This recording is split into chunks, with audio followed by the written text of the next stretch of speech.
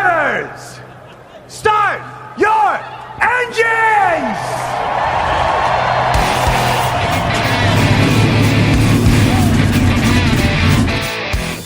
Hit the pace car! What for? Because you hit every other damn thing out there, I want you to be perfect! When I'm driving, I got a guy on the radio who talks to me. You can see him. He talks to me. Well, I wanna be a race car driver. Pretty girls eating from my hand, yeah. Wanna live a life of fun and danger. No sweater working for the man, alright. Well, hey. Well, I wanna be a firefighter. Cool headed when the heat is on, yeah. Save my baby from the burning building. Take all the work sleepers on, alright. Well, No, he didn't slam you, he didn't bump you, he didn't nudge you, he rubbed you. And rubbing, son, is racing. Hey race fans, welcome to the Whoobazoo Radio Network. Welcome to Drafting the Circuits. My name is Frank Santoroski. I'll be your host for the next hour or more as we discuss everything from this past weekend and preview next week's weekend of racing. Before we go forward, let me introduce you to the panel we have assembled tonight. With me in the studio, Mr. Gray Warren from Richard Childress Racing. How are you, Gray? Doing great. Hope everyone else is. Excellent, excellent. Seth Eggert is in the house with us, NASCAR correspondent for Motorsports Tribune. Seth, how are you? I'm doing good. Good to have you here, Seth. Gray's workmate over there at Richard Childress Racing, Richard Youden. Richard's with us tonight. Richard, how are you? I'm very good, thank you. Hope everybody else is too. Excellent, excellent. And IndyCar.com writer and managing editor at Motorsports Tribune, Joey Barnes, once again with us. Joey, good to have you here this evening. Oh, it's good to be here. Thank you. All right, so we had a big weekend of racing. Indy cars were in Gateway. Formula One was at Spa. The Cup guys had the weekend off. We did see Xfinity cars out there at Road America. So let's start out with Spa. Spa, one of the longest tracks in Formula One, one of the most historic tracks out there. Very fast track, a huge crowd on hand there. Lewis Hamilton takes the win. Over the course of the weekend, he also matched Michael Schumacher for career poles. Now, Joey, I know you paid close attention to that race. So, what are some of your thoughts coming here out of Spa? I mean, the race itself was a little different than what we're accustomed to seeing, but intensity would probably be the name to use for everything, because we had, although Hamilton was holding off Vettel, and it was very, very close in a lot of different ways, just trying to get within DRS range and the tire strategy and things like that. We saw good three-wide passing, actually, after the top of Eau Rouge. We saw it early on in the race with Alonso and Hülkenberg, and I believe it was a Force India. And then later on in the race, we actually saw it for third to settle the final spot of the podium when Ricciardo went around both Kimi Räikkönen and Valtteri Bottas, who were fighting amongst themselves, and coming through there, Daniel Ricciardo just took it. And the Red Bull is shown to have some strong pace now that the updates have come in, and so he ended up holding on to third for that. Räikkönen fourth, and Bottas settled for fifth, which is a pretty hurtful position considering where the teammate finished, and certainly Mercedes wasn't happy to lose points in the manufacturers' battle, constructors' battle. But there were some interesting moments. You got to look at Force India. The teammates, Sergio Perez and Esteban Ocon, collide once again, and this time Ocon it looked like maybe should have waited to make a move. At the same time, looked like he was pinched. It was prior to Eau Rouge when they get through the opening turn there. And it ended up being Perez just taking off Ocon's front wing, so just squeezing in there. So there's a lot of racetrack to the left. I personally look at this thing and kind of wonder what's going on at Force India, because afterwards Ocon's taken to social media saying that he tried to kill me, and Perez goes and sends out a response through Instagram. So it's kind of a Mickey Mouse deal that's a little weird. I look at this thing from the forefront, and Richard, I don't know if you agree with me or not, but this has, in my opinion, Perez looking scared all over it. Like, he always outran Hülkenberg, so he never really had to worry, because Hülkenberg never was able to get the podiums. Perez was. But he's dealing with a guy in Ocon that essentially Perez went to McLaren and screwed his opportunity up, and Ocon, it looks like he's destined for a seat at Mercedes or a premier team, and it looks like a transition, if you will, or a seesaw.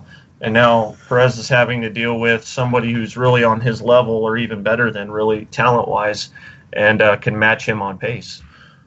Yeah, undoubtedly. I think Perez has got to take a lot of credit for bouncing back from the McLaren fiasco. I think, he was put in there too young, too soon, and was found to be completely out of his depth. However, he's come back, got into a smaller team, a team that maybe is a little bit more personable, they're a little bit more relaxed than the sort of clinical environment that you'd find at McLaren. And I think he's certainly improved, and he's come back, and he's had some very, very strong drives in that Force India car.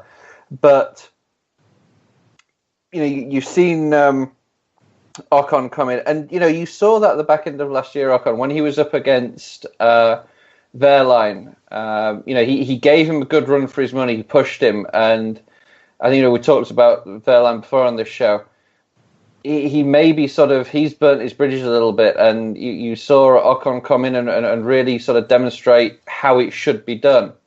And he's carried that over at Force India, and, almost you get the impression that Perez doesn't like it when he's got somebody pushing him and there's somebody, who can sort of give as good as he gets, because he's been very, very impressive, Ocon, and I think... as you rightly say, I think this is showing Perez up a little bit, and he's probably not happy about it, and he's making these rash moves, a little bit of desperation here and there, and it's certainly, the team. I don't think team principal is the right name, but chief officer in some capacity, Otmar. I can't pronounce his surname, so I'm not going to try.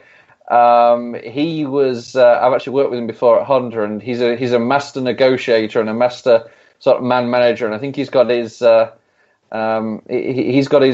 cut out with these two guys. Yeah, it got so heated and as of late that now there's it's been put out there that should there be more of these issues, Force India's said that we're not afraid to sit one of you guys, and so.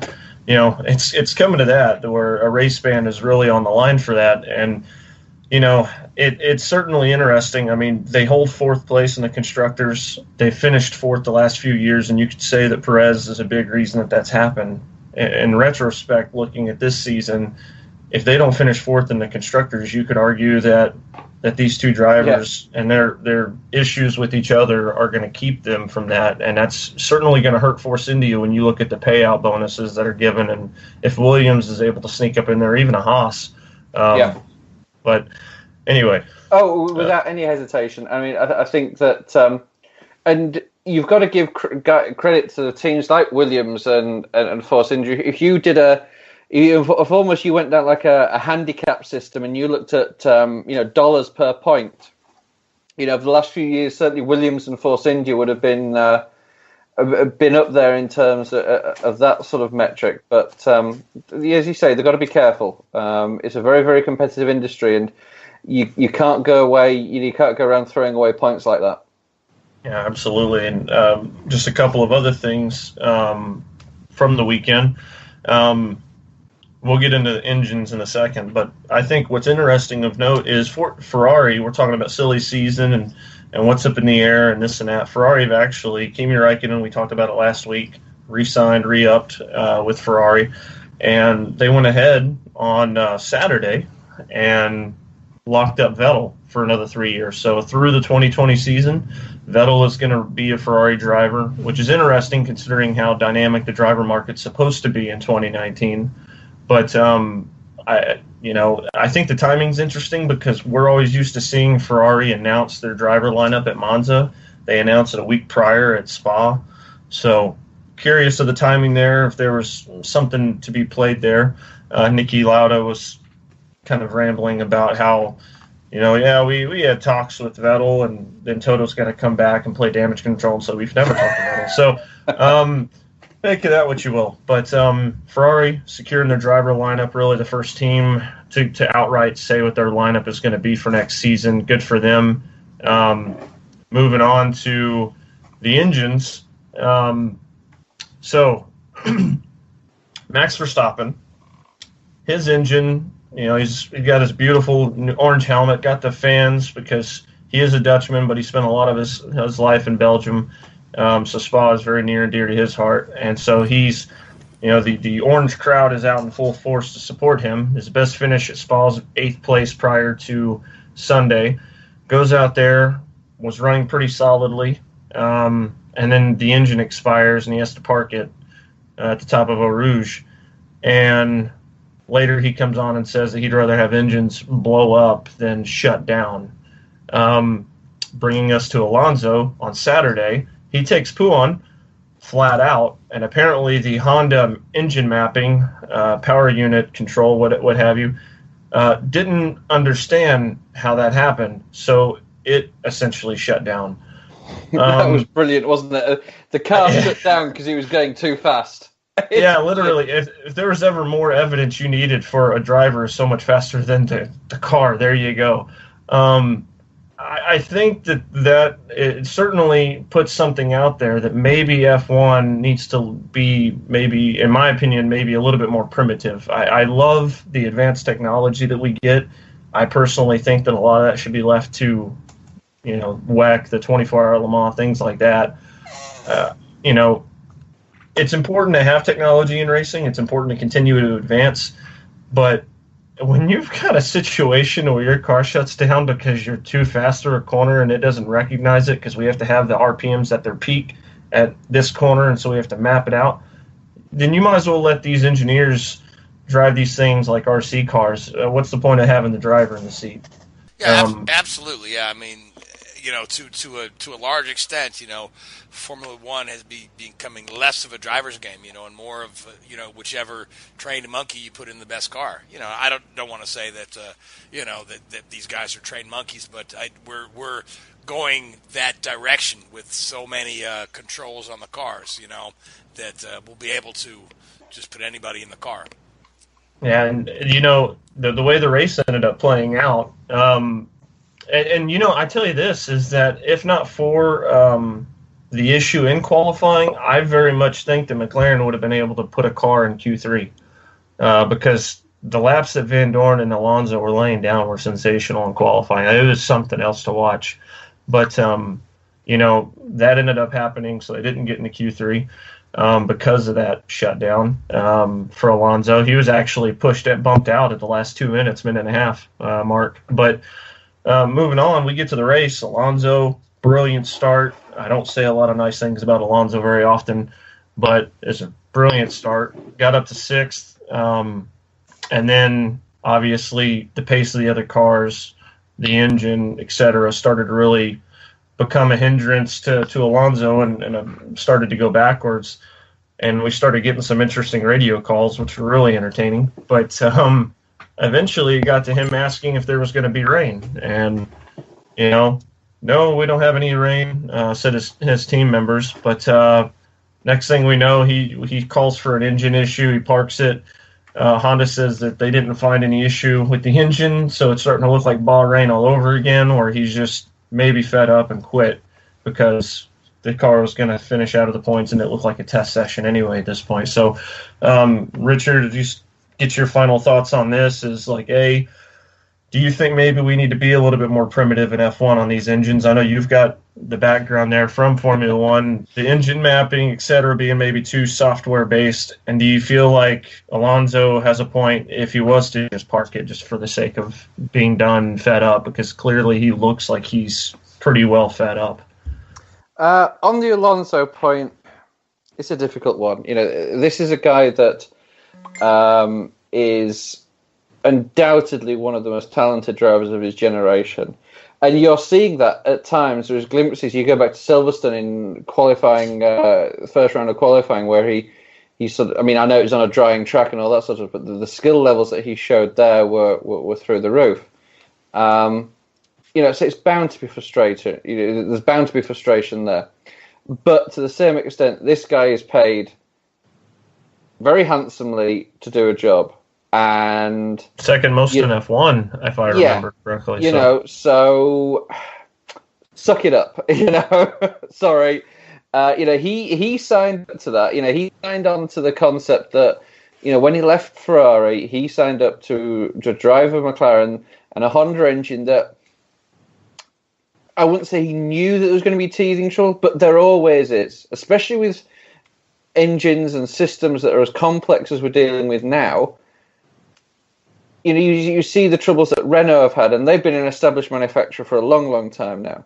And Ferrari weren't exactly up there with Mercedes when it first came through these new regulations. So I think what's the phrase? You make your bed, you lie in it, don't you?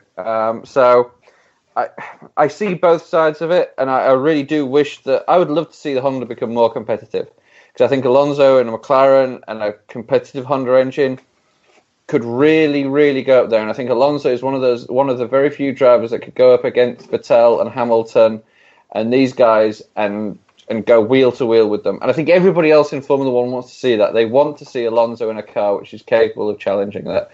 But he's also got to put the effort in as well. And at times, just parking a car for no reason, that's not going to please the guys over in Japan that sign the checks. Yeah, absolutely. No, it's not at all. So on the side of the cars being too complicated, again, coming from an engineering side of things, I totally disagree. I think this should be as complicated as possible. However, I want to quote Ross Brawn here on some of the things that he's been saying. Does Formula One need to spend money? And I'm not talking, tens of or hundreds of thousands of dollars. I'm talking 10, 15, 20 million dollars a year on things that the fans cannot see. Who can tell, what's going on inside a lot of these engine systems these days? Does it make the racing any better? Is it any different? Obviously, it's better for the likes of Mercedes, and because they're benefiting from it. And I think they've pulled a bit of a trick here, which I think goes against the concept of the ruling on the oil burning strategy. For Monza, engines are only allowed to, or they're reducing the amount of oil that can be burnt per 100 kilometers.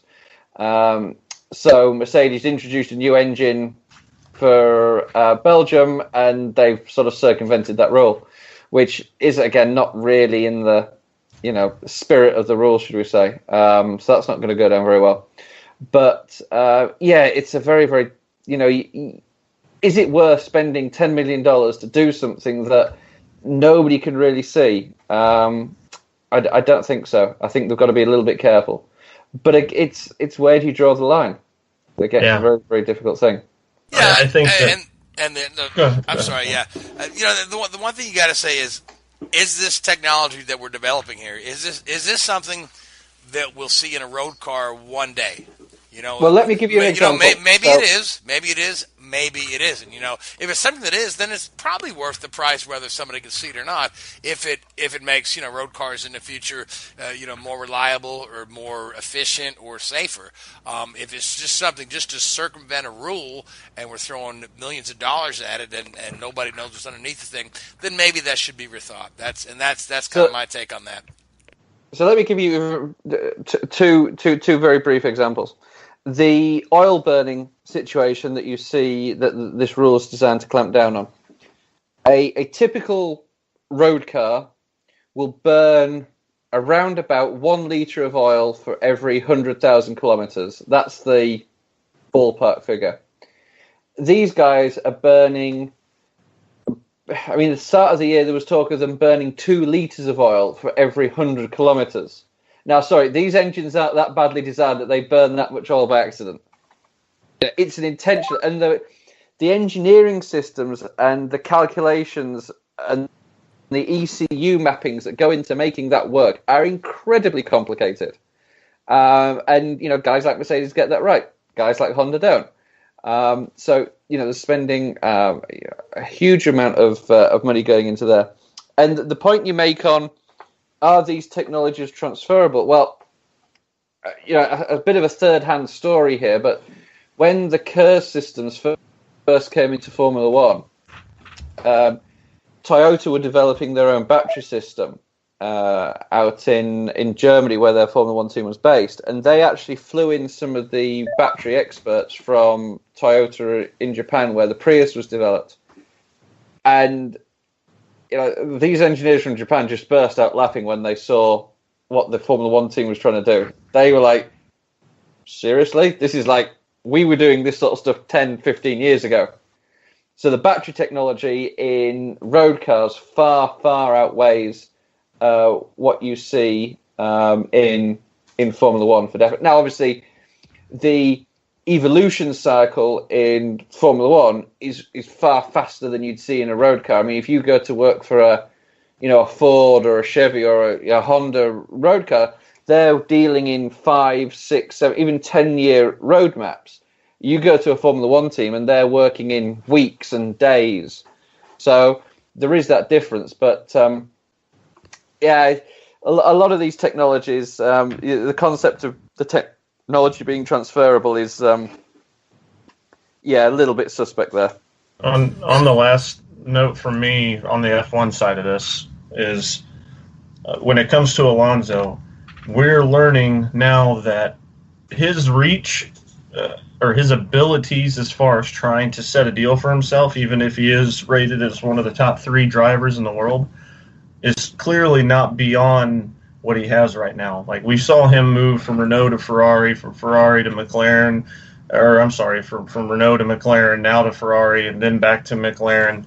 And so we've seen this constant, if you will, diva of sorts, just with, he always wants to go where the next fastest car is. And he always gets it wrong. Well, remember when he moved from, wasn't it when he first moved from Renault to McLaren, he promised to bring 0.6 of a second to the car? Yeah. I think that was the number anyway. There was some, in-joke in Formula One at the time. 6/10, yeah. And I'll tell you this, is like, yes, he is an absolute elite talent, but I'm wondering if, like, now the Renault team principal or chief, whatever his title is now, Abitable, or however you pronounce it, I'm going to butcher that name, Cyril, he's come out and said, hey, yeah, we'd love to have Alonso back, but really right now, it's not, the timing just isn't right. And maybe that's why Renault was talking to McLaren about engines, because that was reported. So, you look at this, and Bottas is shining at Mercedes right now. And if you're Toto Wolff, why screw that up? Why not keep a Hamilton-Bottas lineup? And if Hamilton wants to go and move on, well, then have fun. Mercedes would go sign Max Verstappen, and Hamilton can enjoy his time in a Red Bull now. I look at this situation, though, and wonder, we saw Ferrari not do very well for a little while. It was whenever the engineering started to really come down a little bit because people were kind of picking at Ferrari and taking some of their key guys there. And we saw now Ferrari, go after guys from the Lotus organization before they became Renault. So James Allison comes to mind before Allison has moved on now over to Mercedes. So I look at this and actually wonder, is Fernando a guy capable of building up a program, building up a car? Because the reason Mercedes is as good as they are, and I don't think it gets credited enough, is how much Michael Schumacher had to do with that, how much he influenced it during his time back in this sport when he came back from retirement. Everything that he started to build up, because Ross Brawn was over there, let's not forget, for a little while. And Nico Rosberg was right there with them. It was an all-German lineup, and they were starting to really build on things. So when these rule changes happened, they were ready because Schumacher was really at the cutting edge of focusing on that.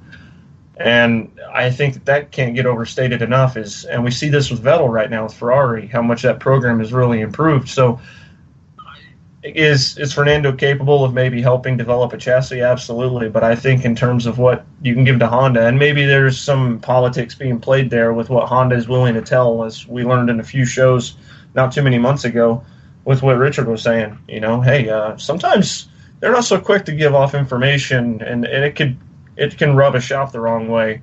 I wonder myself if Fernando isn't that type of guy and teams are fed up with him, then you know what? Come run I don't care if it's a 1-year sabbatical. Come run IndyCar until you get a car that's really on par with your level, with what you believe it to be. That would be my plea to Fernando. Is clearly he's racing some of the best drives of his life in F1 right now, and it's for 10th place or 9th place if he's lucky. And he's not the difference maker in everything right now because he's being held back from an engine. The Honda engines in IndyCar are pretty damn reliable. So, outside of the one he experienced in I was going to say, other than that one. I figured you guys were about to jump on that one. But, there's something to be said for the level of tracks here and for the fact that we've got, of course, it's a totally different thing to say, Max Chilton enjoys this championship. Alexander Rossi does enjoy this championship, and he's proved to be highly competitive in it. I never thought he got a fair shake in Europe altogether in an F1 opportunity, and now he's got a fair shake in IndyCar, and we're seeing him make the most of it. I would really love to see, the world didn't get the best Rubens Barrichello in IndyCar, obviously, but I think the world can get a very good Fernando Alonso if he were to try his hand in it for a year, and I think there would be a pleasant surprise. So, absolutely, trying to transition this for you, Frank. Yeah, there you go. There you go. So, Formula One next weekend will be at Monza, which will begin a pretty fantastic Labor Day weekend. All things considered, where Formula One's at Monza, the Indy cars will be at Watkins Glen, and then that evening, weather permitting, the Monster Energy NASCAR Cup Series will run the Southern 500 at Darlington. That's three of the most iconic racetracks in the world running on the same day with no overlap.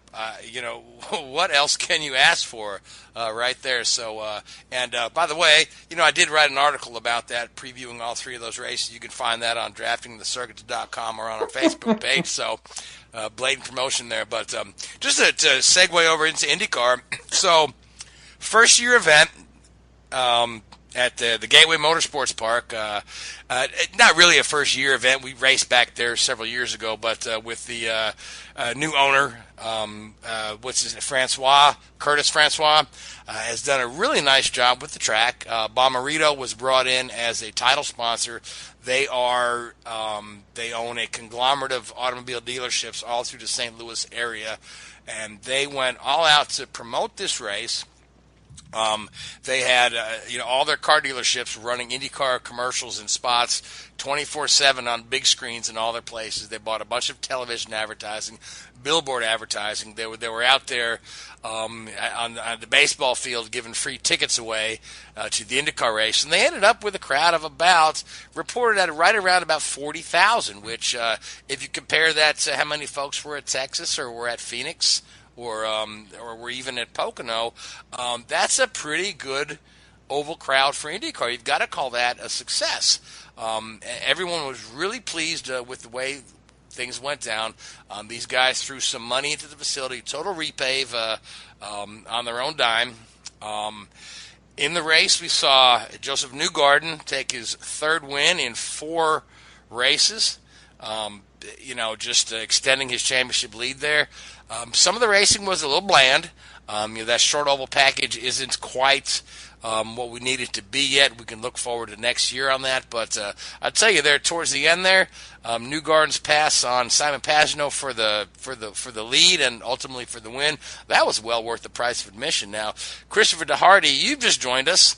And thanks for popping on in, Chris. So I know you paid good attention to the Gateway race. What were your thoughts? I thoroughly enjoyed it. It was a home run. The only thing that I think that didn't go right perfectly was the fact that I think we should have had a red flag at the start when Power, Sato, and Carpenter had their incident. Other than that, I had no complaints. The crowd was awesome, and especially when you consider the fact that the Cardinals were on television at the time. You had that boxing match or something like that happening later on. Yeah, that crazy. I don't know what all that was about. Yeah, two guys getting paid, a lot of money for, some work. And then, quite frankly, you had a championship-winning drive by Newgarden that night that really shows everybody why Roger Penske hired him.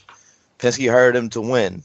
And I think Joseph is showing everybody that this right here, this these last 4 races are why Sarah Fisher put me in her car back in 2012 and why Roger Penske put me in his car this year.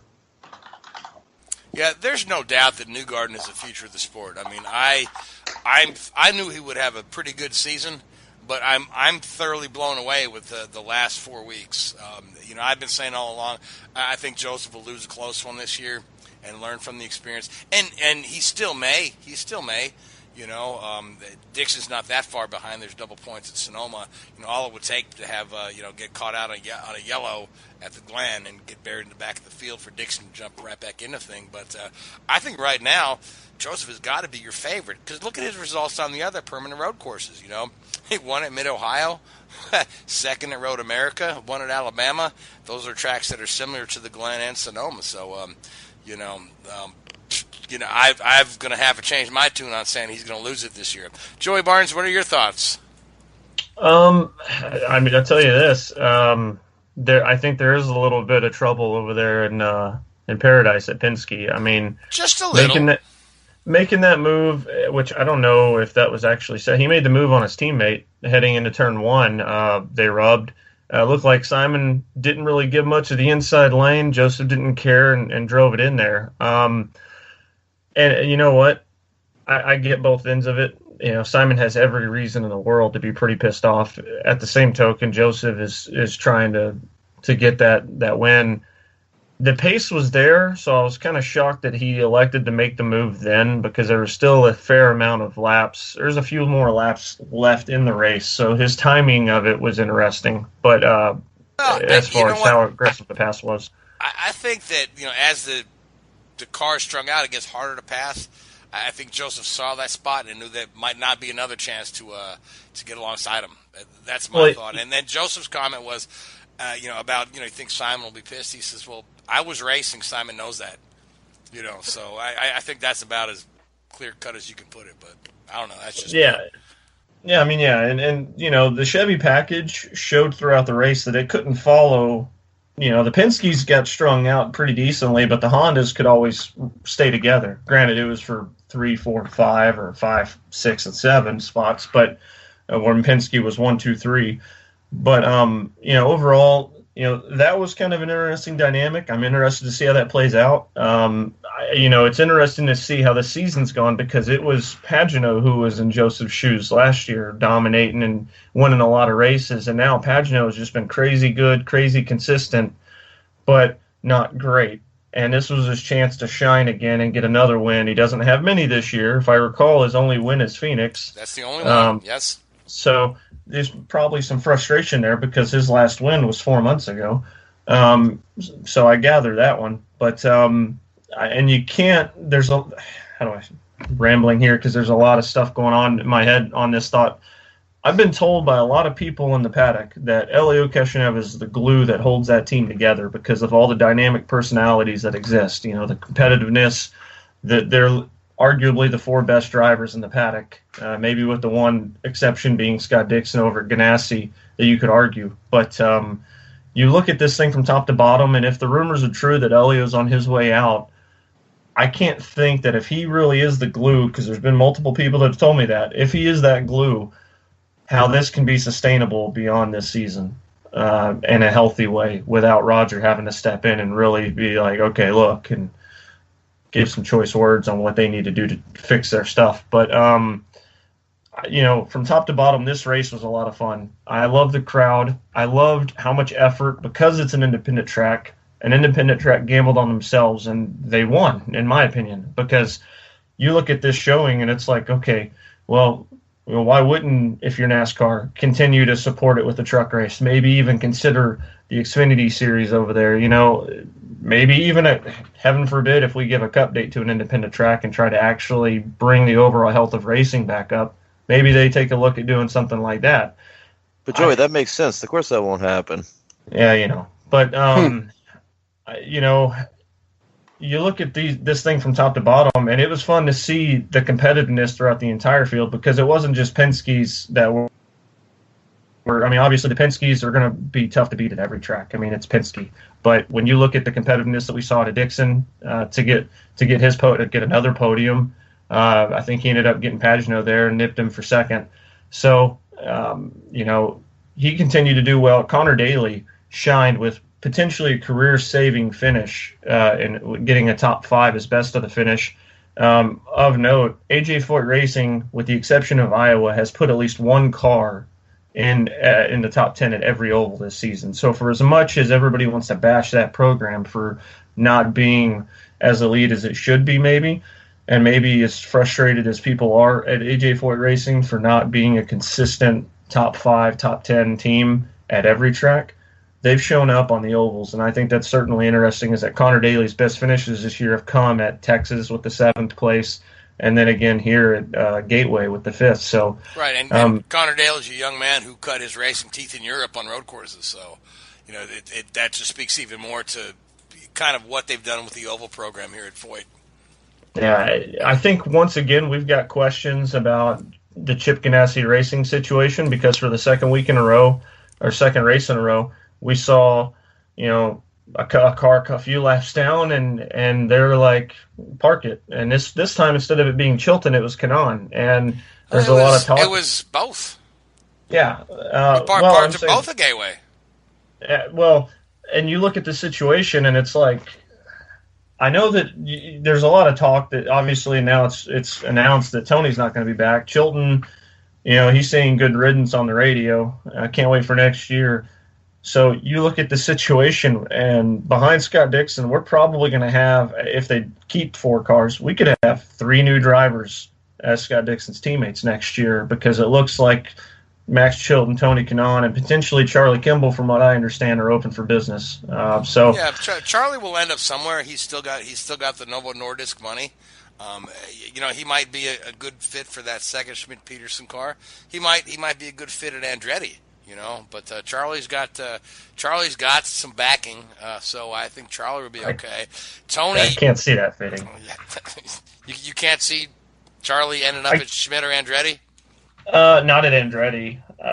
He doesn't strike. This is going to sound bad, because I look at certain, and I don't know if y'all do this either, but you look at the big picture and you're like, that guy he's not. We look at some drivers like, man, that guy right there looks like he's a Penske type of driver, like just the look and the running and all that stuff, and you get a feel for those guys in the paddock of where they kind of fit, I don't see Max Chilton being a Penske driver.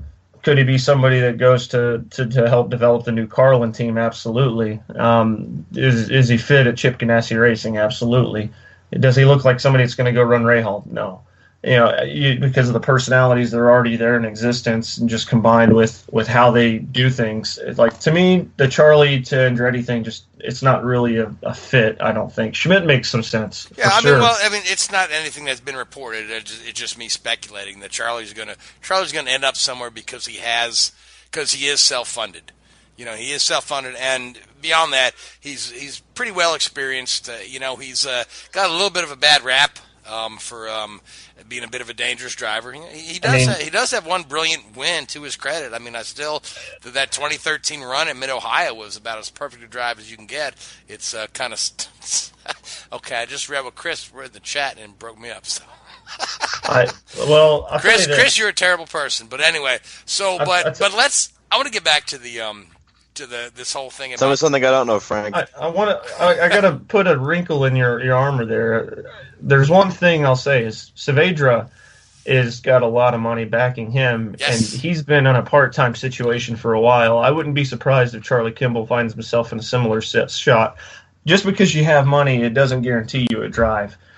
If you're going to continue to wreck race cars, the owners are going to stop writing the check to get new cars in there. Sorry, but point taken.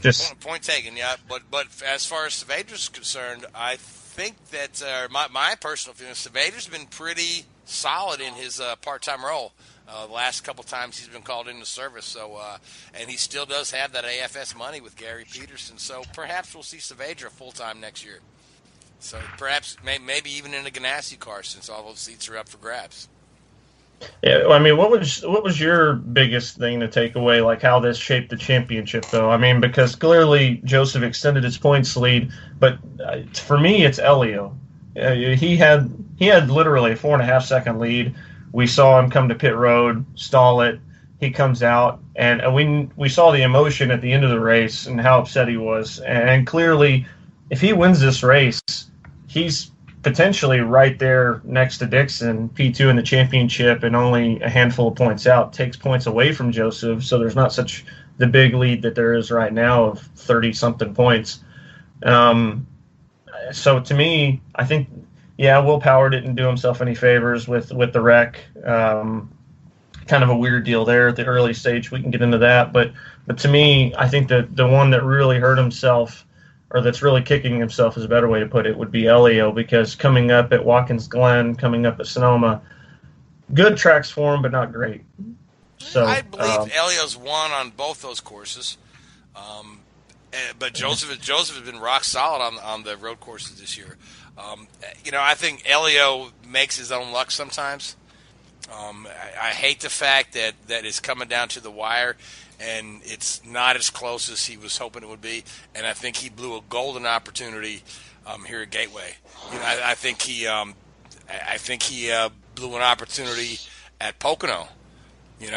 So it is what it is, man. I'd love to see Elio win one championship before he leaves the series. I'd love to not see him not leave the series, but that's increasingly what I'm hearing is that he'll be over there with the sports car program with Montoya. So if Elio walks away from the series without having won a championship, he's still got nothing to hang his head about. 3 Indy 500 wins. I believe he's 28, 29 wins. One of the most popular guys in the series. So he actually broke into the 6,000 laps led club, which was AJ Foyt, Mario Andretti, Michael Andretti. At Gateway, he broke into that elite club. He's one of only 4 drivers, so. That is fantastic, yeah. So, but I would love to see Elliott win this thing. Again, Joseph has a number of years ahead of him. Joseph will probably, 10 years from now, we'll be talking about Joseph as, a 4-time champion, perhaps, if everything continues to go his way. I think if you look back at 2003, 2004, talking about Scott Dixon, I don't think we ever would have thought that Dixon's career would have reached the height that it has now. But Dixon, again, he's on the cusp of perhaps a 5th world championship, which is something that hadn't been done since the USAC days. It would be, that's something. When you really look at the landscape of things, and this is something I've been meaning to do is obviously I don't get the time with Mario or AJ like anybody would want just for the sake of the stories, but I would love to get their take on where Scott Dixon really fits in the grand scheme of things, where he would have fit in their generation when they raced, because the things that we're seeing, Will Power and Scott Dixon, in my opinion, when you really start to look at the number of poles, the number of wins, how often they're up front, it almost is very symbolic of AJ and Mario, because AJ and Mario, did they race against each other for the win a few times? Absolutely. But more often than not, it was kind of a situation like Scott Dixon and like Will Power, where, yeah, we see them occasionally finish next to each other, but it's not as often as you would think, because there's always an incident happening to one when the other one is up front. And so to me, not to say that they're both on that level, even though Scott's got the records to show that he is on that level, we all look at AJ and Mario and they're legends in all of motorsports. But speaking of just open wheel, USAC, kart, IndyCar, etc., all that group together, I really look at what Will Power and Scott Dixon do for this generation of race car drivers. And it really does, when you start to look at the style of racing, when you start to look at how they race and the results themselves, it really encapsulates what Foyt and Andretti did back in their day, in my opinion. Absolutely, yeah. So I want to get into some of this, a couple of other silly season things, because then I want to move over to NASCAR, because we want to preview Darlington and we were having a great discussion off air before we started, and I want to bring that back in. But I do want to address some of these silly season rumors that have been reported by sources other than Motorsports Tribune. So Racer magazine went ahead and dropped the story that Takuma Sato is headed to Rahal Racing to stay in the Honda, be a second car for Bobby, as Michael will be going to Chevrolet. The next day, Racer drops the bombshell that Michael is staying with Honda and keeping Rossi. and then I believe it's Motorsports.com, David Malsher, reports that Rossi has no idea what Racer's talking about. So the truth lies somewhere in the middle here. Now, Joey, you spend a lot of time in the IndyCar paddock. Chris, you're right there in Indianapolis talking to team members all the time. What's your general feel about how much truth is in any of this? I'll let you take that one, Chris. Ha-ha! Gee, thanks. The bus feels nice. I spoke with one of the team members at Mid-Ohio, and they told me that they wouldn't have bet money on Andretti leaving Honda. And in my opinion, they didn't have any reason to leave Honda because you would be losing a couple of drivers that were key to your program, and it would cause some other ramifications that weren't going to be so friendly to your team, in my opinion. I don't think Sato's actually confirmed anything for next year, but it'll be interesting to see where he eventually does wind up if he does leave Andretti. Although, in my opinion, I don't see a reason for him to leave Andretti because, I mean, didn't he just win the Indy 500 for them? Oh, yeah, that's right, he did. That's right, he did, yes. I mean, I certainly think the Sato situation is interesting because the talk was the fact that he doesn't know what Michael's next play is, and we're getting really down to crunch time, in his opinion, where he's got to tell his sponsor, he's got a lot of support from Honda. He's been a Honda driver his whole career.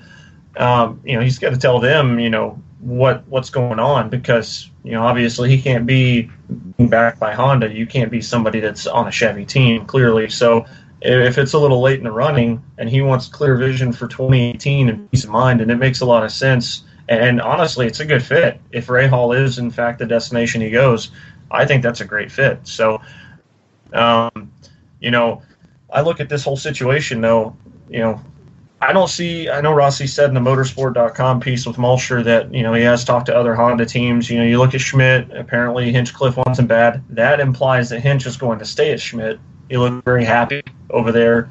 Obviously Ganassi has an interesting situation.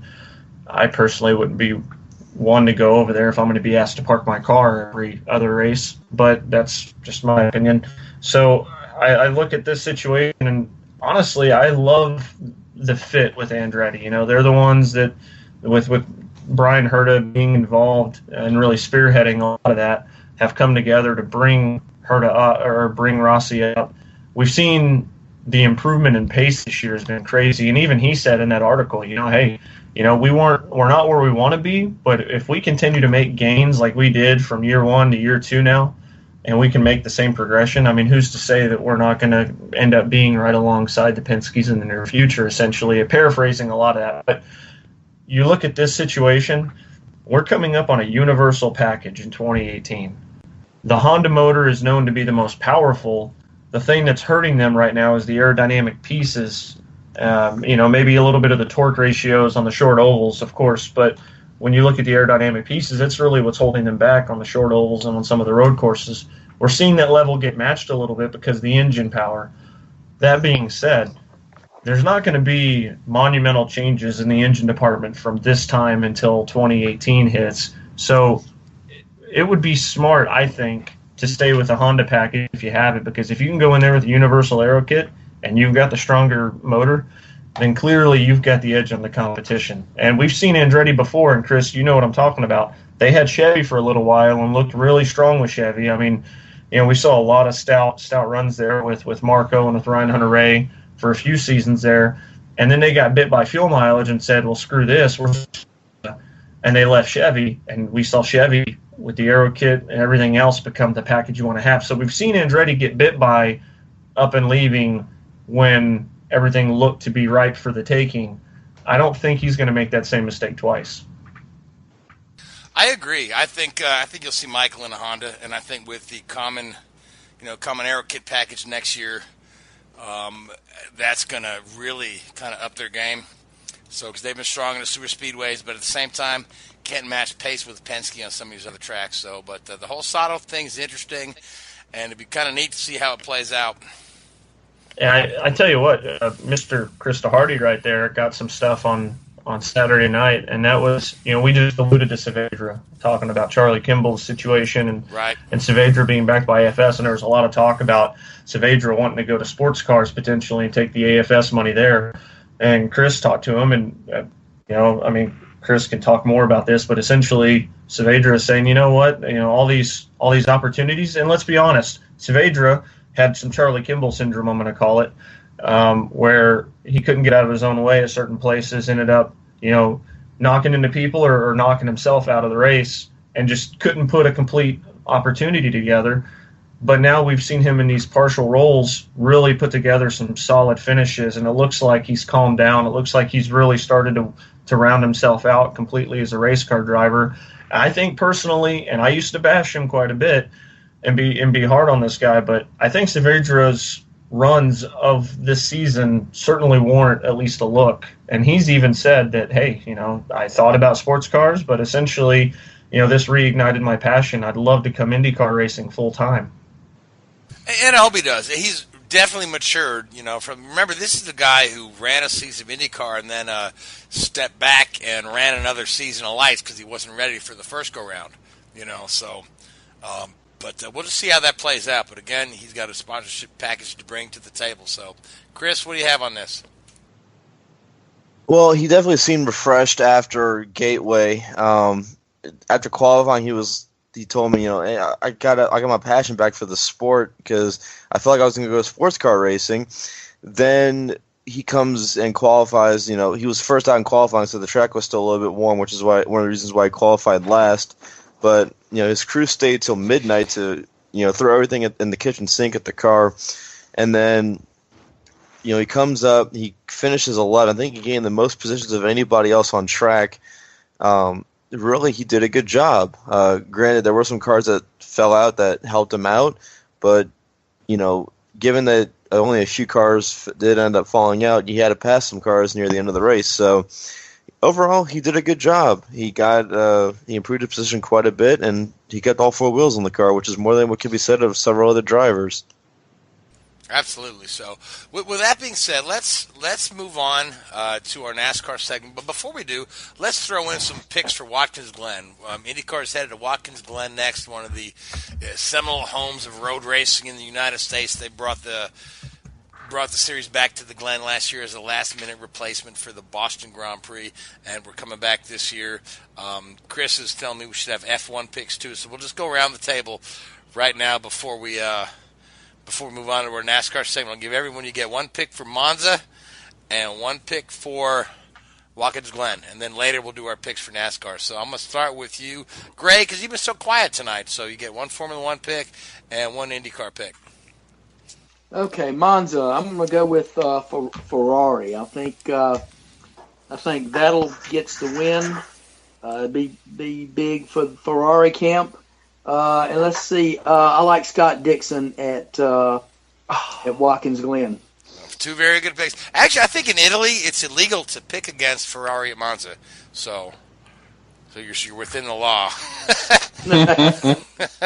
Richard, I heard you sigh as Gray stole your pick of Scott Dixon for Watkins Glen. So yeah. I'll let you be next. Monza. I got a sneaking suspicion for maybe Alonso. Oh, no, sorry, no. I was saying, can I have something what you're taking tonight? McLaren Kool-Aid, it's great. Let's go with Kimi. Okay, again, picking a Ferrari for Monza, nothing wrong with that. You wouldn't. I mean, the Ferrari coming out of Spa, they had a pretty stout car there, and if they can do a little bit of Monza magic, and maybe run a little bit light. Maybe bend the rules a little bit. I don't know. Not that ever goes on, of course. All right, so who do you like for Watkins Glen? I like Scott Dixon, but too late on that one. I called Youden last week, and I'm going to go for it again. Not a bad pick. I mean, he's been on fire. Seth, you could be next. For Monza, I'll go Verstappen. And for Watkins Glen, how about Rossi? Good pick, Rossi, yeah. So, Chris, Joey, flip a coin. Who wants to be next? Bottas, Castro Neves. All right. Joey? My picks are gone. Thanks, guys. I was gonna go Vettel Love you and too, then Joey. I was gonna go Vettel and then Rossi actually. So thanks, Seth. You suck. Let's see. Just because I was very surprised by the pace, and because hopefully he can dodge his teammate, because I know that Max Verstappen likes to go and hunt people on lap one. I actually think Ricciardo could win Monza. Just a sneaky suspicion on that one. I would think that he'd be able to rival the Ferraris for whatever reason. Maybe the long wheelbase hurts a little bit in Sector 2 for the Mercedes, and it pays dividends for the Red Bull and the Ferrari setup. But so Ricciardo, and then let's see. I picked Power last week, and he wrecked on lap 5. I tell you what, why not? Ryan Hunter-Reay. I think, Andretti was very positive after their test there a couple weeks ago. I think an Andretti car has a good chance. I originally would say Rossi, so Seth's got probably the best pick in the house. So I'll probably go with the hip check wonder kid from Pocono, and I'll say Hunter-Reay. Okay, so did you guys all leave Lewis Hamilton for me to pick? I mean, last time, yeah. So he won. I mean, if you want to take him and not Bottas, I've had DeHarde picked Bottas. So it's funny. I've got this little ESPN app, and there's this little game called Streak, and all you got they give you all these different sporting events. You just pick. Nicky guy runs across the field. No, you just pick one. They say it could be a tennis match or a soccer match or a football game or whatever. You just pick one, and then you wait till that game's over. If then you have a win streak. So the Formula One comes up on the thing. It says, "Who's your pick? A. Lewis Hamilton. B. Any other driver in the field." I picked Lewis Hamilton, and he won. So I'll pick Lewis Hamilton again. And for IndyCar, I think you guys left Simon Pagenaud available. Did you not? There's a reason for that. There's a reason for that, huh? Okay. All right. Well, I'll take Simon. I think you're mad to think that a Mercedes driver is going to win in Monza. How competitive Ferrari is this year, there's no way that they're letting him walk out of there with the top spot on the podium. Well, yeah, but you guys took the Ferrari driver, so I've got to pick what's left. I mean, what am I going to? You sure you don't want to take a Force India guy? Pick their test driver? Yeah. Pick Ferrari They're test going driver. to hit each other on formation. They're going to hit each other on the formation lap. I'll pick Grosjean. He's got a Ferrari engine in the back. That actually wouldn't be a terrible pick, to be honest. Wouldn't be a terrible pick, but I'll stick with Lewis, even though much as I dislike the young man. So, but anyway, so let's move on. Let's talk about NASCAR. NASCAR, the Cup guys had the weekend off. The Xfinity guys were out at Road America. I thought it was a pretty entertaining race. Richard, you thought it was a horrible race. And Seth, you were sitting in the hospital while the race was going on. So. No. Oh, that was a different race you're thinking of. Cars Tour. I was in the hospital. So, Seth, you're going to have to refresh my memory because I can't remember the name of the young man who pulled off that little move at the end to win the race, but he was with an underfunded team. These guys are truly balling on a budget. Jeremy Clements. He drives for a family-owned team. His father is the crew chief, the team owner, and the engine builder. Right. So this guy's 256 starts into his Xfinity career, gets his first win on a little bump and run there towards the end of the race, and it was just to see, like a little guy, take home the big prize. I thought it was pretty fun, pretty amazing. I thought it was a pretty feel-good moment for these guys. He had mentioned that the car he runs is a 2008 car that's been chassis, yes, a 2008 chassis that's been updated to the modern rules. So good for them, And may I make 2 notes on this? Make all the notes you want because Gray's got some stuff to say. So Gray's next. For Jeremy Clements, this, like you said, it's his first win in 256 starts. He's honestly at times lucky that he was able to make this many starts. He almost lost his right hand in a freak accident in 2004 when the drive shaft of his dirt late model broke and ripped through the bottom of the car. And I want to say it was like 3 years later that he came back to NASCAR.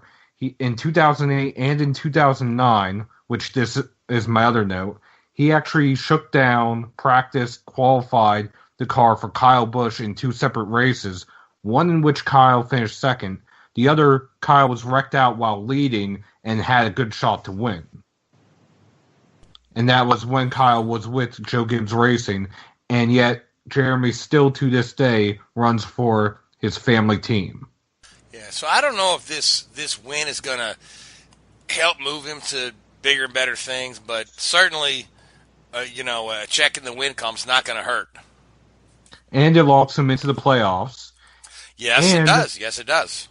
And he is 5th in the Xfinity Series when it comes to playoff points. He has more playoff points than half of the field for the playoffs already. And he's 18th in points. So there could be bigger and better things happening for this young man. So, I mean, for me, I was rooting for James Davison, who won the first stage, just because I know James. I've met him at the Indy 500 a couple times. He's run some IndyCar races. Did a really nice job leading the first stage, but pit lane speed limit violation right to the back of the field after stage 1. Never could recover from that at all. Never came close to coming through the field. I was looking to see if he would storm through the field, and he did not. Well, he got back up to the top 10. He was battling for the top 5 when him, Ross Chastain, and Xfinity Series regular Austin Cindric, who was running the Team Penske 22, and I forget who the 4th car was, but there was some sort of chain reaction. Davison got hooked by Chastain, went across the track into the wall, and came back into traffic. Wiped out the chances of himself, unfortunately, Cindric, and I think it also damaged Justin Allgaier's car. I forget who the 4th car involved was.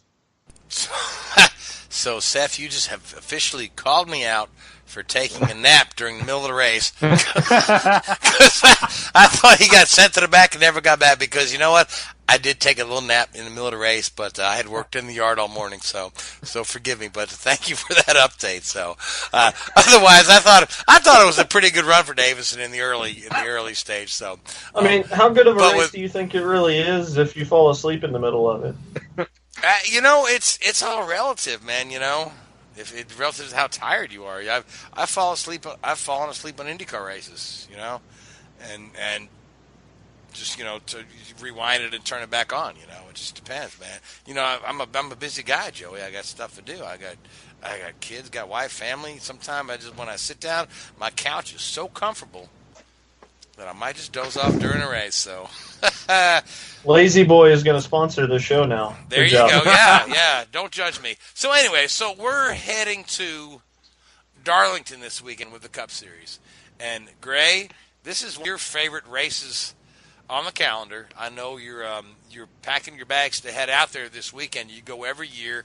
You always bring a great report back from the race. So everyone's rested after week. There was not a single Cup guy out there at Road America. So we're heading into Darlington. Let's talk about Darlington a little bit, and then let's get back into this conversation we're having about the changing landscape of what we're about to see in NASCAR. Yeah, Darlington going back for the 68th edition of the Southern 500. Several years ago they came out with after they returned the Southern 500 to its traditional Labor Day date. They decided to come back with this throwback theme, and it's been highly successful for the last 3 years, and it's probably been one of the better and obviously one of the best attended races we've had in the last 3 years. A lot of buzz about it every year. The places, ticket sales are great. Everybody's looking forward to it, like always. And Darlington, is a unique track. It's a driver's track, built in 1950, and it's was designed for cars that ran in that era and the speeds that ran in that era. And it's a very, very tough, very narrow track. And usually you're gonna see a really good show there. I've never seen a bad Southern 500. And fortunately for me, I've got to go to Victory Lane in 2001 there, and that probably is one of the things that stands out on my resume. The Southern 500 is used to be, in my day, was one of the most prestigious races to win. And of course, things have changed over the years, but still a lot of history there. It's every driver I think that starts that race wants to put that Southern 500 in the win column for them. So yeah, it's a big deal to go there every year. And to add to that, this year anyway, there's only about 6 or 7 teams that are not running throwbacks. The Bush brothers, Paul Menard, and if I remember correctly, Carl Long had planned to run a throwback but couldn't afford the wrap, so they canceled those plans. And I want to say Greg Galding and Cole Witt are the other two that are not running throwbacks, although I haven't seen anything for Witt yet. Yeah, and several teams aren't running them, but I tell you what, one of the things that it does, it's really a neat. It's kind of neat in the shops. You get used to running the same liveries every week. You know what's coming. Everything's on a schedule these days. But when it comes up to come back and do something that reminds you of the old days, is really neat. I think the guys in the shop enjoy it. I know our guys are excited about the cars that we're going to take this weekend, the 3 and the 31. They look like the old Wrangler liveries that Earnhardt drove back in the late 80s. So yeah, that's a lot of fun to go. And then not only you go with the throwback, liveries on the cars, the teams go and they'll do throwback uniforms, and it's really a neat deal. And it's a lot of fun. It kind of breaks up things, for the guys in the shop. Really something they look forward to each year now. Yeah, if you want to play spot the difference between the 3 and the 31 this weekend, good luck. Yeah, they look almost identical. I feel bad for the spotters. Yeah, if those two cars are near each other on the track, the spotters are going to have. Yeah. But not only are the teams going to have throwback uniforms, we're also going to have a little bit of a throwback broadcast on NBC. Again, they're going to have Hall of Famer Ned Jarrett, 2018 Hall of Famer Ken Squire, and Hall of Famer Dale Jarrett calling a portion of the race. Yeah, and some of the on-air talent is going to dress in 80s attire. 80s hairdos and things like that, and it's a lot of fun. I mean, it is fun to see that, and it's an enjoyable and it breaks up season. It's kind of neat because Darlington is all about history and tradition in sports. So to bring back some of that and the fans that sit in stands, I know I do. I see some of the cars, and like last year in particular, to see Blaney and the Wood brothers driving a car that resembled or in livery of Pearson's 76 Mercury, and then Tony Stewart having a Coke livery that reminded you of Bobby Allison's 71 and 72 Coke machines. I mean, those stir your memories when, especially, I've been to every Southern 500 since 1970. So I've got a pretty good string going, and I saw all those cars actually race there. So it's neat to go back, and I think the fans really enjoy it. And I know about a third, maybe half of the field for the Xfinity Series is also going to have throwbacks. And even though they're not in Darlington, but it's the same weekend up in Canada, both Brad Keselowski Racing trucks and John Hunter Nemechek's truck are running throwbacks as well. Yeah, it's kind of neat to do it. I mean, I think the Cars series did it a couple of weeks ago, and that's a regional series for late models. For late models that run here in the Virginia and in the Carolinas, they did it, and it was highly successful. And I think too, I think it's something probably, IndyCar might look at, one day. Look at some of the liveries that the fans have enjoyed in that series over the years too. So it's something they can do. All the Major League Baseball, NFL do it from time to time with throwback weekends, and I think it just stirs the interest of the fans. And I was actually at that Cars Tour race covering it for a short track scene. It was a sellout. Actually, I would say it was almost beyond a sellout because they were even selling tickets to basically seats where you just brought a lawn chair and parked up against one of the turns. Yeah, that was at South Boston, right? Hickory. Hickory, yeah. And, and that's the way the old, in Hickory and South Boston and Orange County used to do that for all the old Busch Series races way back in the 80s when all those races were standalone, and you had all-star fields coming in with the likes of Jack Ingram and Sam Ard and Tommy Houston and Tommy Ellis, and Morgan Shepherd and Harry Gant. We could go on and on and on.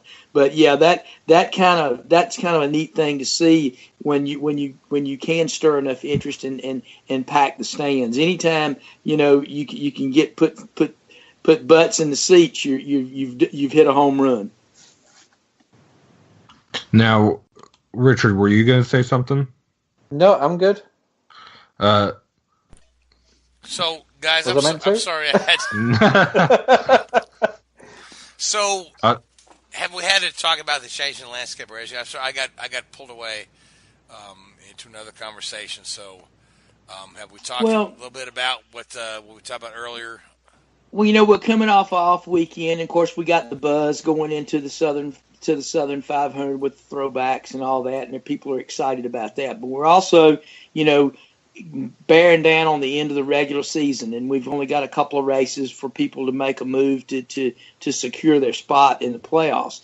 Along with that, we've got silly season heating up and all the rumors starting, and this was a pretty big week for a lot of the rumors getting cranked up in our sport. Not only in IndyCar with their silly season, also NASCAR silly season is full on right now. Lots of things going on, lots of rumors, and of course we've been talking amongst ourselves and messaging amongst ourselves the last several days about these, and of course Seth is probably he's on the front lines of that, so we'll let him talk about some of the things that he's hearing. Well, one of the things I heard, sorry for cutting you off there, Frank, but one of the things I heard while spending time at the Cars Tour race this past weekend, I was talking to some of the drivers who are looking to move up, and we were talking Truck Series. And I was throwing out different teams that just trying to get their attention. And when I said ThorSport Racing, 3 separate occasions they said, oh, they're going IndyCar racing next year. That did not make any sense to me. But when I reached out to some people, I got the following message back as far as whether or not they were moving away from the Truck Series to IndyCar, to Xfinity, or elsewhere. The comment I got back was it would be wise for Truck Series teams to explore all avenues with the rapid decline in Truck Series count this season. Yeah, the Truck Series seem to be losing. This coming on the heels of a couple of announcements. I know Keselowski is shutting down his truck team. There's a couple of other truck teams that are going to be gone from the series. So elaborate on that a little. Well, essentially, you have some teams leaving, some because of lack of sponsorship, lack of manufacturer support, or in Brad's case, he says he loses $1 million a year per truck. You have GMS Racing, which expanded to 3 trucks, and there's a rumor going around that they may be going to Toyota. They've been rumored to be going up to the Cup Series. The original rumor with Chevy was if they moved up with Chevy to the Cup Series, they would get rid of their truck teams. Now, the rumor is they're moving up with Toyota, which would allow them to have the support to run the truck teams. So there's a lot of moving parts and pieces with the truck series. There's a rumor that I heard that Cunningham Motorsports had an ARCA team, which is a Ford team, that typically runs the development drivers for Team Penske and Roush Fenway moving up to the truck series, which that would make a lot of sense because of all the Ford trucks that are going to become available when Brad Keselowski Racing shuts down. So that's a little bit of supply and demand there too. But as far as the truck series is concerned, Richard and I were actually talking earlier today whether or not this was the death of the truck series or the end of the truck series. I think it's almost like Ray was talking about, a little bit of the changing of the guard, a little bit of a change in style of organization from drivers bringing the sponsorship, going back to owners getting the sponsor and finding a driver. Yeah, and to the overall health of the series, we won't debate that. Is not good. Basically, the races are not on broadcast TV; they're all on cable, so they're not reaching a vast audience, and that hurts from far as trying to bring new sponsors and sponsorship into the race. Like, the races are typically a lot of times are very good and very entertaining. I think another thing that the experiment that we've seen with eliminating the number of races that the Cup stars can get into is beginning to hurt them at the sponsorship line. I think some of that is tougher for the owners to sell the sponsorship when they can't put a Cup driver in them. I think we'll see a little bit more of that as we go forward next year. I think that's beginning to hurt the truck series a little bit, and if they continue to head down that road, I think it may be something to help further decline what goes on in the truck. I believe we've only got 32 trucks entered in this weekend's truck race. 33 now. Last count I saw was 32. One of the Canadian series drivers is showing up with one of his own trucks. Okay, so that'd probably be a postmark entry, yes, if you want to call it that. But basically, you're going to have a short field there, and that's not unusual this year because we've seen short fields in all 3 divisions.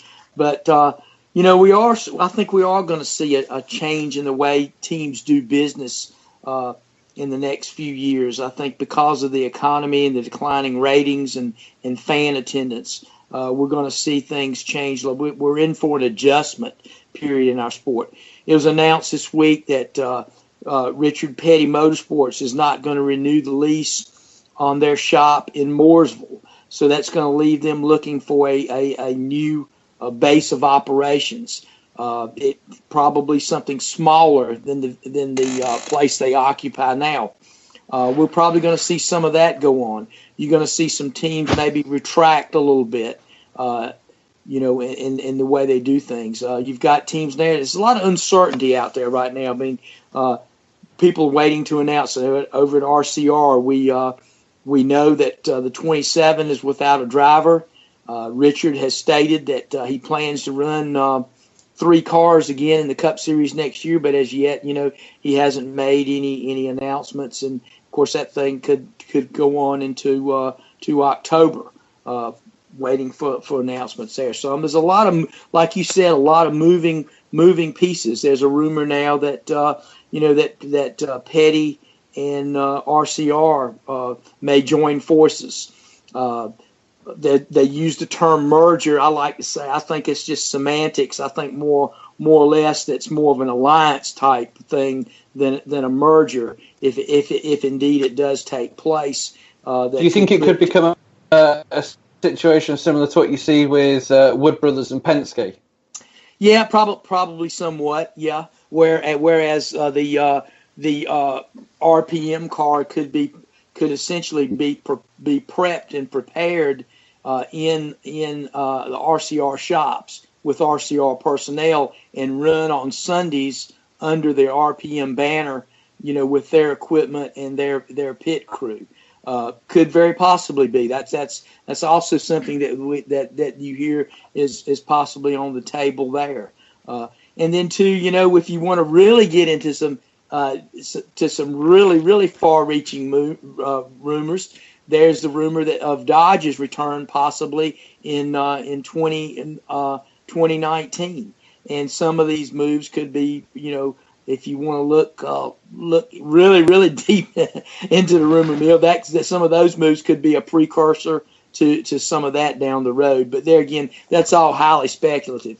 But yeah, and then too, talking about the relationship between drivers and car owners, we went through a period there in the early part of the late '90s and going into the 2000s where the drivers were aligning themselves with the sponsors, and the driver was bringing the sponsors to the teams, and that that kind of changed the dynamic in racing, and it became more of a driver market where they kind of controlled everything. I think we're seeing now with sponsors retracting, pulling back, the days of the big in NASCAR, the days of the big $15 and $20 million a year sponsors are gone. You won't see that. So with that being said, there's going to be less money to actually pay the drivers. So some of these contracts are going to be renegotiated. And I think that we've touched on that with the Kurt Busch situation, where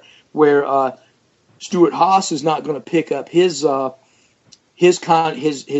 on his contract. But they left the door open to re-sign him for that car should they agree to terms. Which what that means. That means they're going to probably agree to a whole contract reorganization.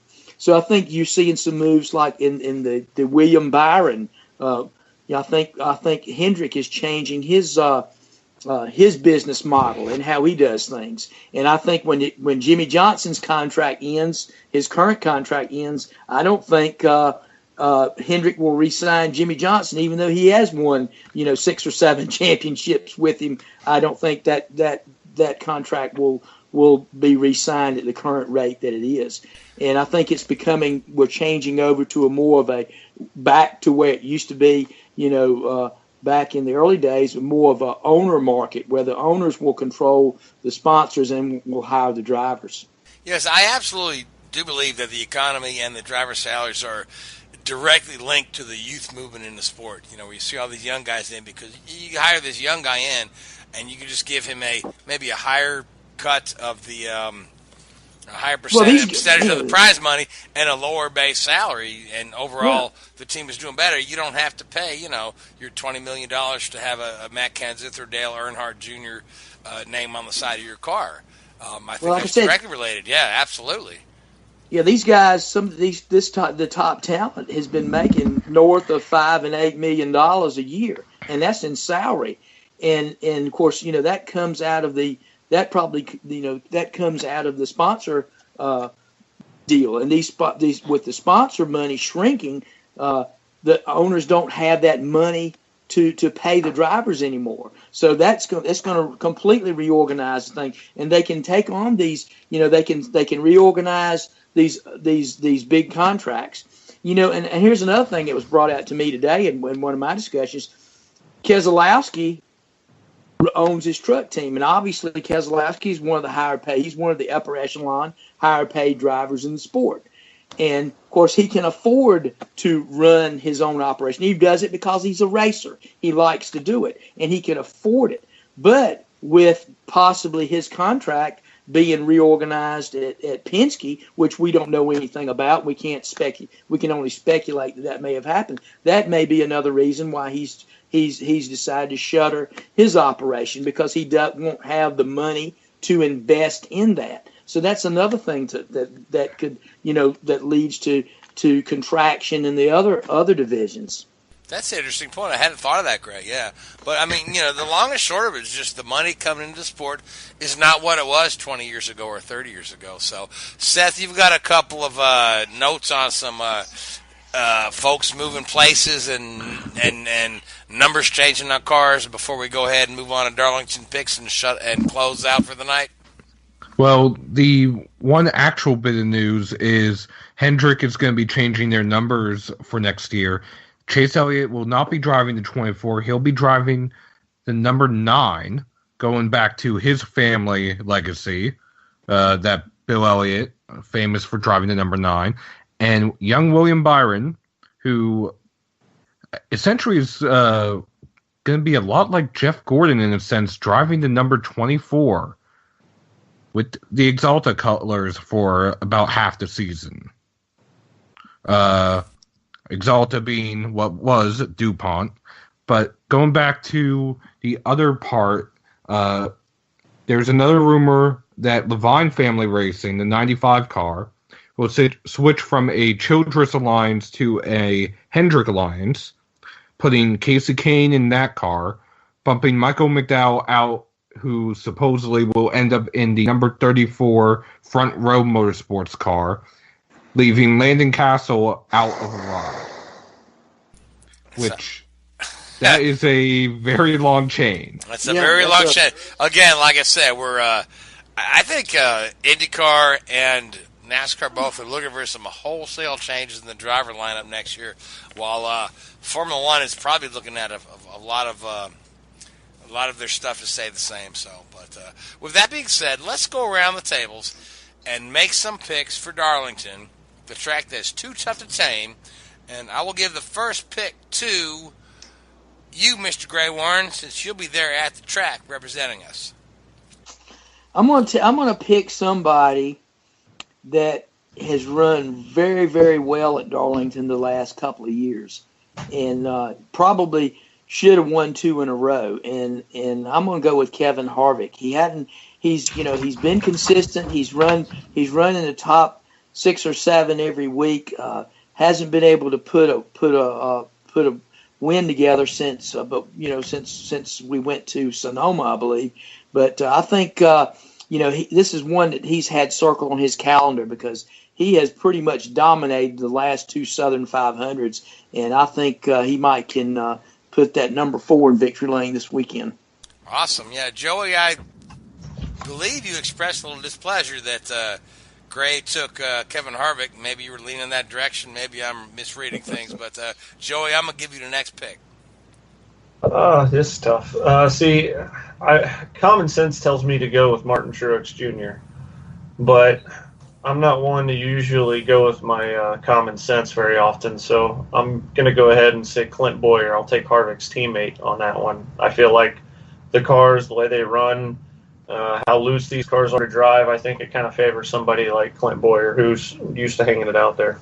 And Clint, who needs a win to go ahead and lock in that playoff spot with only 2 races remaining. Yeah, so Christopher DeHarde, you get a pick for Darlington? Oh boy, this is going to be interesting. Funny you mentioned Clint Boyer. I actually saw a highlight clip of his last race. They actually had to colorize the film.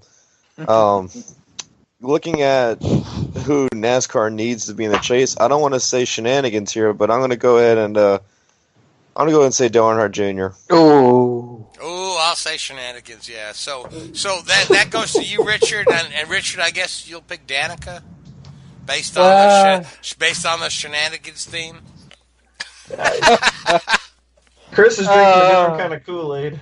The problem was it would be funny if it wasn't true, wouldn't it? Cold-blooded. I'm going to go with Kyle Larson. Kyle Larson it is. Seth, you're next. Likes running around the top top groove, and I think that'll suit him this weekend. I think it will. I think you're absolutely right. Seth? I actually want to see a throwback car, a true throwback car, win for a change. The first 2 years, Carl Edwards wasn't running a throwback anyone. Last year, Martin Truex Jr. was only running a throwback to the anniversary of the company of the car of the company that was sponsoring the car. So this year, I am going to go with Chase Elliott. All right. He won at Darlington a few years ago. I think he can do it again. All right, so you've got I tell you, Chase really- Elliott. I'm going to go ahead and take Martin Truex because y'all left him for me. So Martin Truex, who won the last Southern 500. So, guys, with no further ado, we're way over time. We're at hour 27. So that means we've had 6 green, white checkers and 2 red flags. But I've enjoyed talking to each and one of you every night. I'm looking forward to next weekend with an action-packed Labor Day weekend where we're at the 3 of the most iconic racetracks in the world. Gray, thank you so much. Seth, Christopher, Richard, Joey, pleasure as always having you guys in the program. To our listeners, thanks for tuning in to the Whoobazoo Radio Network. This is Drafting the Circuits. My name is Frank Santoroski. We'll talk to you next week. Good night. Whoobazoo.com.